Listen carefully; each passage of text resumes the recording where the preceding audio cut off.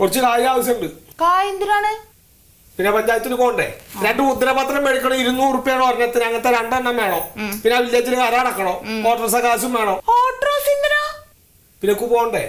Bus ഉണ്ടല്ല, 7 റുപ്യ എടുത്താ മതി, ഒരാടെ ഇറക്കി തരും. ബസ്സിനോ? ഈ വയസ്സാം കാലത്ത് ഞാൻ ബസ്സിന് കയറി പോവേ. അപ്പൊ എപ്പോഴാ ഞാൻ കുടുംബത്തേക്ക് തിരിച്ചു വരണ്ടേ? പിന്നെ ബാപ്പാ നിങ്ങൾ പോവണ്ട, ഞാൻ പോവാ. എന്താ ഈ പറയണേന്ന് പറഞ്ഞു? ഞാൻ പോവാ. എന്താ ഉദ്ദേശം? ഈ കുടുംബത്തിൽ അങ്ങനെ പെണ്ണുങ്ങൾ ഇറങ്ങി പോവില്ല പറഞ്ഞില്ലേ? ഞാൻ തന്നെ പോയിക്കോളാം. അപ്പൊ ബാപ്പ തന്നെയാണോ പോണത്? തന്നെ പോണത്. എന്താ പോയാല്? എന്നാ ഓട്ടോ പോയാ മതി. ഇല്ല, പോണില്ല ഓട്ടോയില്. എന്തിനാ ഓട്ടോയിൽ പോണത്? ബസ്സിനാ പോവും ഞാൻ.